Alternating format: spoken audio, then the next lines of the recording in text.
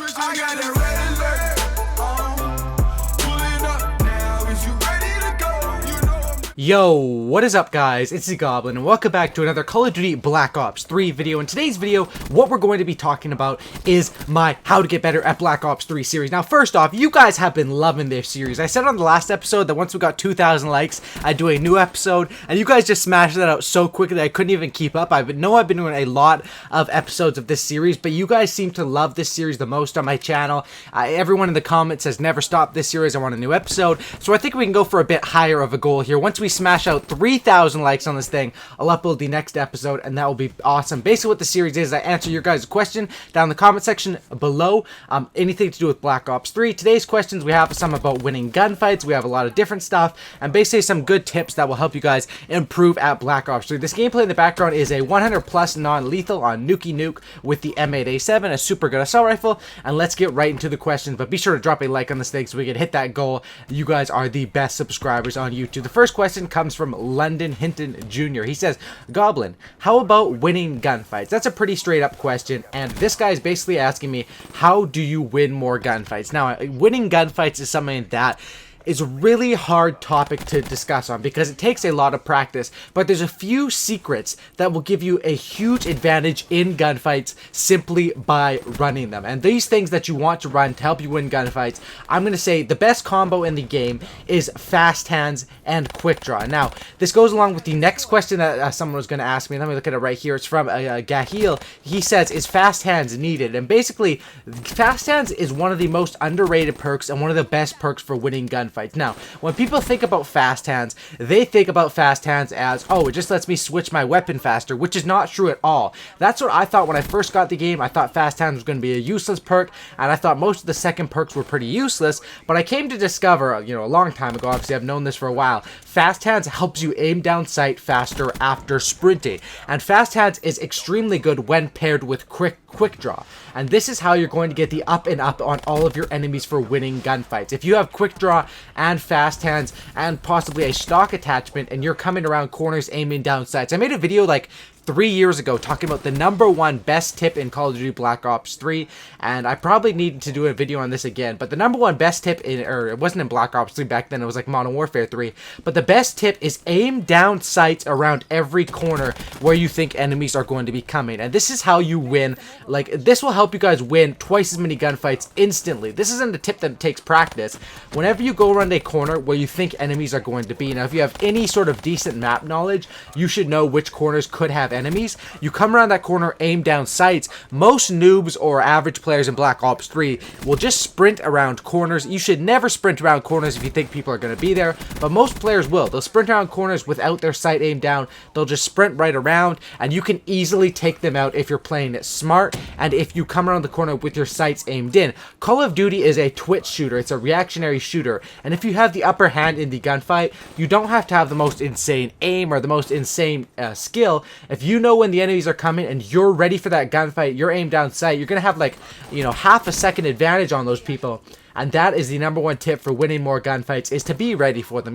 Not often are you going to turn on a player. I mean, it does happen sometimes in Black Ops 3 where you can double jump and turn on a player and win an insane gunfight. But most of the time, the person who wins gunfights in Call of Duty is the person who is ready for it more. So that answers both your questions. How do you win more gunfights, as well as is fast hands needed? Fast hands is not needed on every single class, but definitely if you're running quick draw, fast hands and quick draw paired together are the 1-2 punch of this game and are very good to run together, and I definitely recommend those if you really want to win gunfights. Now, next question we have here is from Lonely Wolf, and it's another one about gunfights. I paired some of these together at the start to answer this before we get into the more general questions. He says, how do I know when to challenge a gunfight or dip out? By the way, you're my favorite YouTuber. Now, this is a very hard question because in Call of Duty, you die very fast. If this is basically how I want to answer this question. If you get shot at first, say you're up in a building and you're taking shots from somewhere and your screen is red, automatically you should just run away. Some people might say, why are you being a pussy or whatever? You're not going to win a gunfight if you're weak. Whenever your screen is red, you should not challenge gunfights. Basically, the times when you should challenge gunfights is times where you know you're going to win that gunfight. I'd say if you think there's a 80% or above chance that you're going to win that gunfight, go ahead and challenge it. Even if you think the gunfight is 50-50, you probably shouldn't challenge that gunfight, especially if you're on a kill streak or something like that.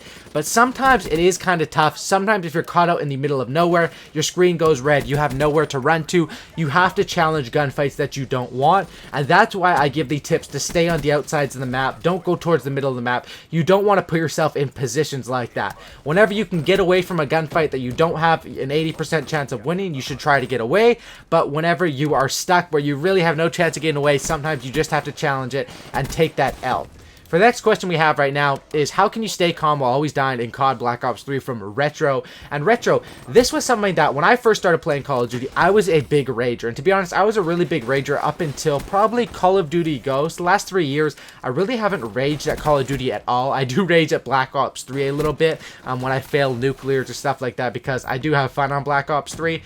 But basically how you can stay calm is treat the game, don't go into games expecting to get something. And that's the biggest thing that helped me stay calm in Black Ops 3.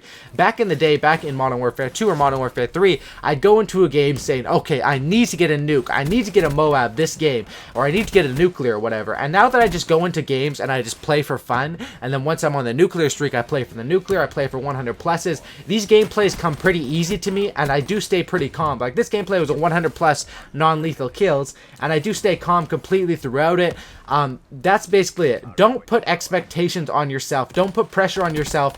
There's already enough pressure just to play the game. Just play the game, have fun, and do your best. I know it sounds sort of cliche, but if you really don't go in expecting to get a nuclear, or expecting I need 3 Cerberuses this game or something like that, you're going to stay calm and you're going to do well. If you start raging at the game, the best thing is obviously just to log off. The other night, I was actually raging quite a bit on Black Ops 3, and I said, you know what, it's time for me to get off and go to bed. I was trying to get some hardpoint gameplay for you guys, but I said, you know what, I'll get off and I'll try again in the morning, because you're not, honestly, if you're raging, you're not going to get a gameplay. No one's ever been screaming, gone to the next game and dropped a triple nuclear. That just doesn't happen. It only happens when you're calm.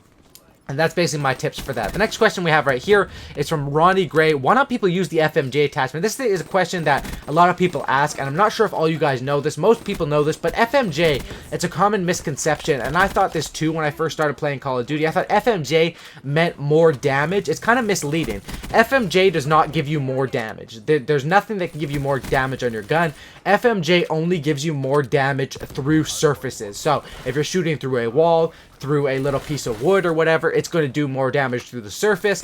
But as far as in a straight up gunfight out in the open, FMJ does absolutely 0 for your gun. So the FMJ attachment would only be good on a map. It could be decent on a map like Nuketown. It's really good if people are up in the building, because you know how they have that little wall up in front of them up in the building. You can really wall bang them on that one. But as far as FMJ, why don't people use it or talk about it that much? It's basically more of an attachment for trying to spray people through walls with an LMG or with an assault rifle. But in standard, it's not the best attachment in Call of Duty, and it doesn't give you any more damage except when you're shooting through a surface. The next question we have right here is from Fitzy Gamer.